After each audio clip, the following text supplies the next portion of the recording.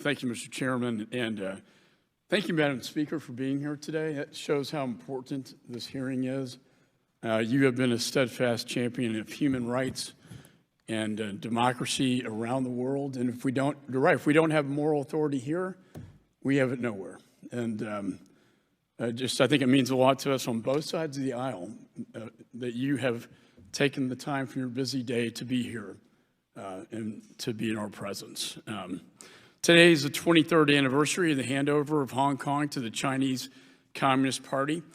Under the Sino-British Treaty that set up this handover, the people of Hong Kong were promised one country, two systems, where they could be allowed some level of autonomy.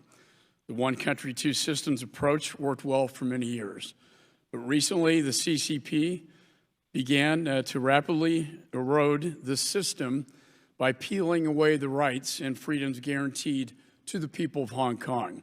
And then yesterday, the CCP took a sledgehammer to one country, two systems by passing sweeping so-called national security legislation that strips away the autonomy of Hong Kongers, violating the terms of the Sino-British Treaty.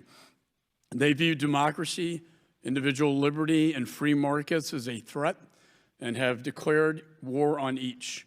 Unfortunately, this wasn't the CCP's only act of brutal suppression. We learned about this week.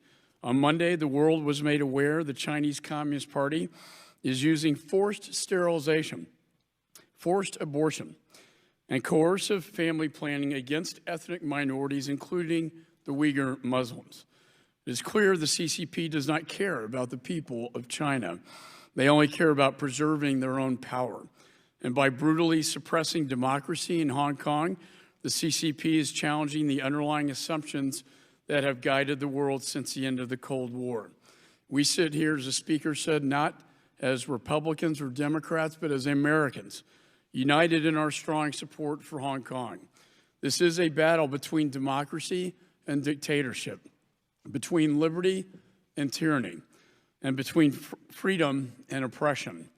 And it is a battle that the world must win. And I'd like to take this opportunity to speak directly to the people of Hong Kong.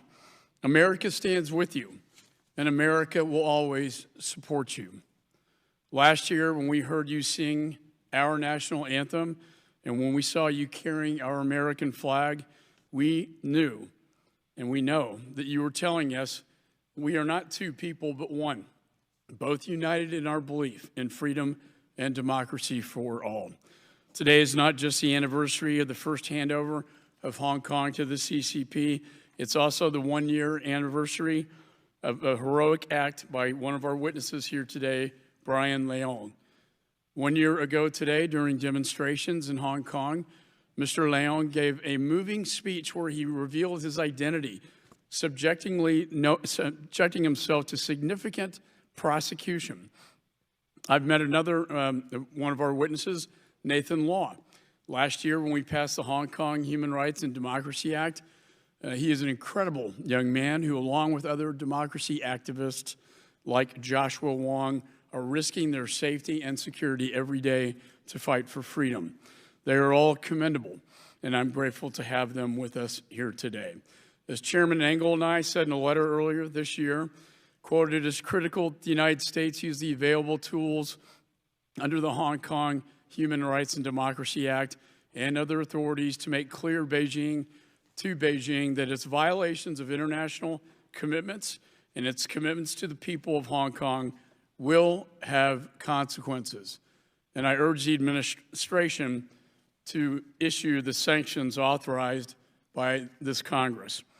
And with this hearing today, we have this opportunity.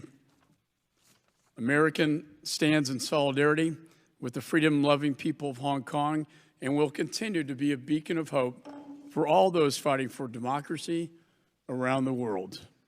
And so with that, Mr. Chairman, I thank you and I yield back. Thank you. Consistent with